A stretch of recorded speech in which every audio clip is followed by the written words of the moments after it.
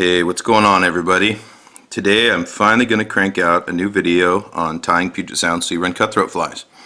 It's been since late spring, early summer, I think, since I made a tying video. I apologize for that. I won't go into all the boring details about why I haven't posted one for so long. Basically, life just happens and I'm lazy. That's the bottom line. But it's a new year and I'm ready to get back into it. So to get started, kind of get back in the swing of things, I'm going to be tying this real simple little kind of baitfish pattern I've been playing with this last month. This fly, as with all my flies, it's not my design. I didn't create it. I didn't come up with it. I want to be abundantly clear about that. This was originally posted over on Washington Fly Fishing. Guy goes by Stonefish over there. Ties a lot of really cool Puget Sound flies. Anyway, he posted a picture of this one a few months ago, and it caught my eye. I liked the overall design of the fly. I wasn't doing a lot of tying at the time, but it was always in my head. And then here this last month, I really started doing a lot of tying, and I've been playing around with this one. It's a super simple fly. Basically, I just like the concept of it, the overall profile. And that's generally how I approach my tying. I'm not one to create a lot of new things and you know, really come up with anything new or exciting myself, to be honest. I take a lot of inspiration from others. I'll scour the internet, I'll find pictures and videos and things, and when I find a fly design or a concept that I like, even if it's just a part of a fly, I'll kind of take that and then sort of implement it into my own fishing. And so that's what I've done here. I haven't changed it up a whole lot from the original, but I've been playing with different materials and different colors and things. Doing this one up in orange. No particular reason other than I've been on a big orange kick lately. Orange is a color that I haven't used a whole heck of a lot. I haven't tied or fished with it up until this last year, maybe 2 years. In fact, the same guy that posted this fly is sort of the one who inspired me to use more orange, and it's really becoming a go-to color for sea run cutthroat. I have no idea why, but cutthroat just seemed to like it. This fly, you know, it's sort of a baitfish profile, but you know, how many bright orange baitfish are swimming around in Puget Sound? Probably not a whole lot. So who knows what they're actually taking it as. You know, it could be a baitfish, it could be a polychaete worm for all I know, or as my buddy Ira says, it could just look like food. Whatever the case is, I've had it out 4 or 5 times and it's produced every time, so thought it would be a good one to get going with. Super simple fly, just a few ingredients. You need a rabbit zonker strip. This one is like a bright fluorescent orange. You need a tail flashing material. I'm using, I believe this is called minnow belly, if I recall. I'm just about out of it. You can see I got a few strands left. It's just a real soft flash, which I prefer softer flashes. Kind of a translucent pearl color. And then I'm actually using a dubbing brush. This is a dubbing brush that I made actually today. Santa brought me a new toy over the holiday. I got a Stonfo dubbing brush device, which I think I'm actually going to do maybe a product review type of video on that tomorrow, and maybe I'll demonstrate how I made this brush. This brush is it's got some white polar fibers. It's got bright orange Kraken dubbing from Fly Tier's Dungeon, which has rubber legs in it, which is super cool. You can see, I don't know, well, you can see that, but it also has some gold dubbing, some Arctic Wind gold from Fly Tier's Dungeon mixed in there. Then it has some gold Flashabou and some fibers from a gold polar flash, or polar chenille that I just trimmed off. So it's kind of just an orangish gold color combo, which I really like. When I first started tying this style of fly, you know, a month ago, I used ice dub in a dubbing loop. I used Estaz. You definitely don't need a dubbing brush. I've just been playing with the dubbing brushes because I got that tool for Christmas and it's fun. And I like how this looks. But anyway, super easy fly, and like I said, tomorrow I think I will actually do a video on the Stonfo dubbing brush device. So to get started, I'm using some mono thread. I don't know what size this is. I use mono thread a lot on flies where I'm using resin to build up a head, just so I have like a nice clear sort of head that doesn't have color coming through. Although sometimes I'll do the opposite. Sometimes I use a specific color thread specifically to get that color shining through. But anyway, just get started. I'm just gonna lay down a thread base here. This is a Ahrex NS172 curved Gammarus hook number 2. Really like these hooks. I haven't been tying on them too long. I haven't been tying on Ahrex hooks very long, but they're real quality hook, short shank, wide gap, perfect for this style of fly. Super sharp. I can't tell you how many times in this last month that I've poked my thumb and drew blood. Really fantastically sharp hook. So first step is I'm gonna get some of this minnow belly, which this is about the end of what I've got here. This is like I said, you could use any kind of flash, you could use really any kind of material. I like a softer translucent flash for this, so this works really well. But you can see it's kind of it's got a lot of natural taper to it, really unruly, which I like. So I'm just kind of picking out the fibers, the shorter ones, you know, like you would with a bucktail or any other material. And I'm just going to kind of eyeball where I want my flashy tail to end. And go ahead and trim that. And tie that in right on top of the hook shank.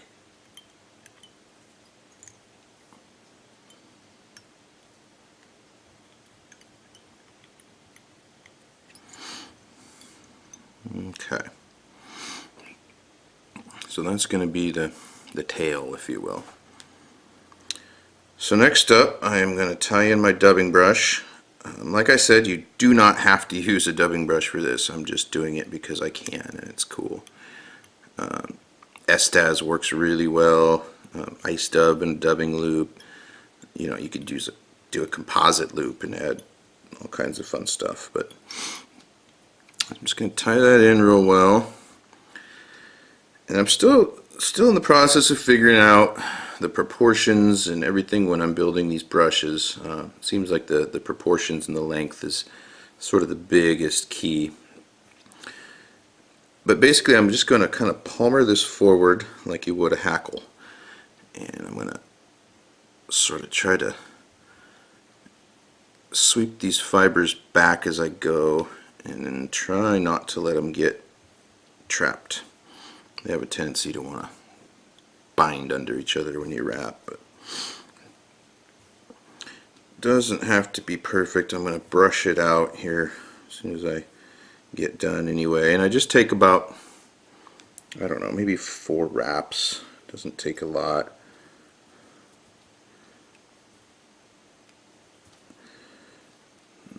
Go ahead and secure the brush.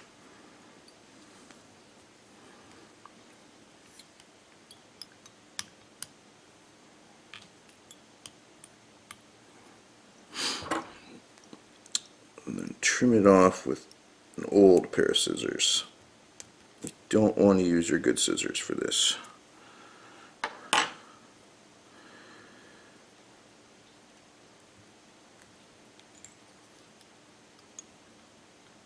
And I understand this looks kind of ugly at the moment, but it doesn't matter. Just trying to make sure I've got that wire for the dubbing brush trapped well. Okay, so now I have my sort of underbody, or whatever you want to call it. Now to finish off the tying portion, we're going to add a piece of this rabbit Zonker strip. I'm just going to measure this out. I want the tips of the rabbit hair to end just slightly past the flash. That's just my preference. Kind of pull the hairs back to separate, trim that off. I'm going to go ahead and just tie that down right on top, right behind the eye. I crowded this eye a little bit. I usually like to leave a little more room behind the... That's okay though. So I'm just going to kind of work my thread, get this rabbit good and secured, and sort of build up a head, if you will, for attaching my adhesive eyes. You want something to stick them onto.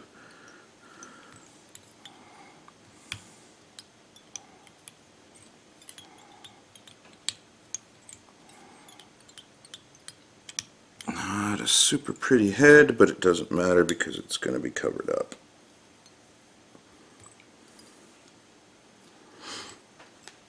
Get that built up kind of the way I want it.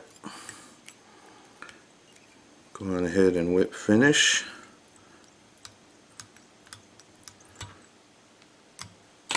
And remove the tying thread.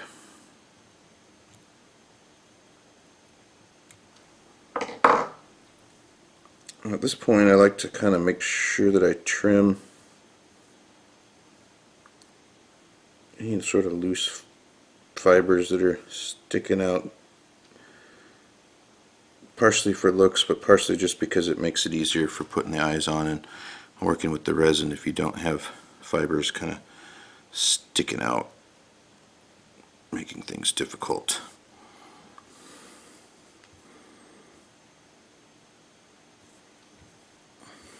Okay, so that's it on the tying portion. Now I'm going to put on my eyes. I think for eyes on this one I'm going with some 5mm glow-in-the-dark eyes from Fly Tyer's Dungeon. It's actually the first fly I've tied with these particular eyes. I like to use a pretty big eyeball. I like the eye to really pop out. I like to give it something to really sort of catch the fish's attention. Cutthroat in particular really seem to be headhunters. They like to attack from the front, and I think that eyes kind of trigger that. So I'm just sticking these eyeballs on here, kind of just getting them in place. This can be a little bit of a pain at times, but that looks pretty good. So now I'm going to hold my rabbit back out of the way, and I'm going to take a dab of UV resin. This is Solares thin, which I use for most of my flies. Just going to put it in between the eyeballs, let it soak for a second, and then shoot it. I'm just trying to get these eyes kind of locked in place, and then I can worry about finishing the head off. These eyes glow pretty good under the UV light. So does that dubbing brush. That looks pretty cool. I don't know if you can see these little orange fibers that are kind of sticking out buggy like. They're actually rubber legs, which I don't know, I think is pretty neat. There's a lot of cool stuff over at Fly Tyer's Dungeon. Those eyes are glowing, that's cool. So now I'm going to do the same thing on the bottom. I'm just going to put a little dab in between the eyes and let it soak in there.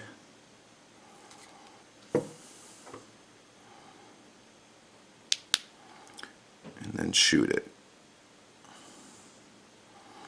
Basically, this just, now my eyes are locked in place. They're not going to go anywhere. I can maneuver the hook. I can, you know, play around with the, trying to get the shape of the head and everything.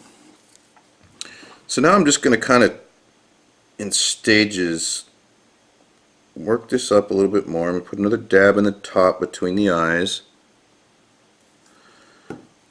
And now I'm just kind of getting that two things. I want to get the eyeballs covered in resin, even just a thin layer, to really protect them. And I want the whole thing encapsulated in resin.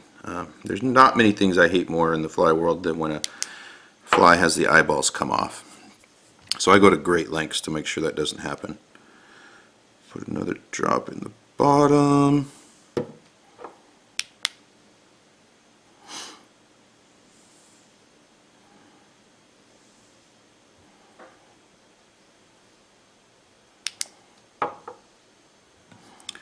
Now I'm going to take a little bit and kind of make sure each eyeball is covered.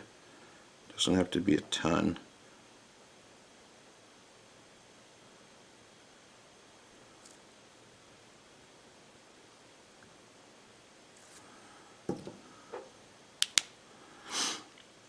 Just trying to protect these eyes is all.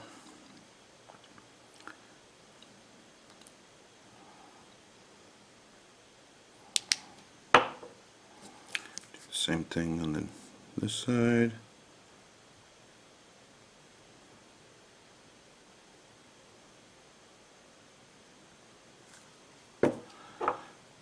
Shoot that.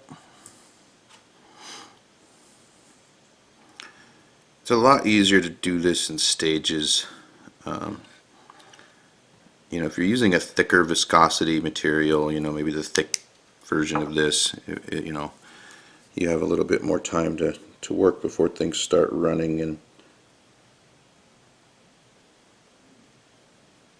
But with this stuff, it likes to kind of run a little bit if you just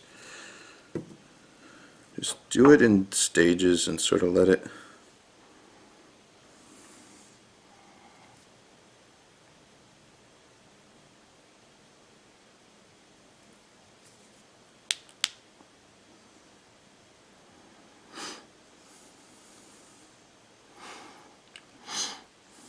Again, this does not have to be perfect. You could just super glue on the eyes if you really wanted to. I like doing these sort of epoxy heads. I think UV resin heads, I guess. I think they added more durability, and I just like the look of it. So that looks pretty good. You can see it's got that orange and gold sort of sparkly underbelly with the rubber legs, and the white sort of translucent tail slash belly. It's just got a really nice profile. Fishes really well. I haven't had any issue with the rabbit strip fouling or anything on this short hook. Just a super simple, very effective little pattern. You can experiment with materials, colors, sizes. You know, it's not just, I'd fish this for all kinds of fish, not just cutthroat by any stretch. So there you go. Give this one a shot, play around with it. If it works for you, I'd love to hear about it. Leave me a comment. As always, thanks for watching.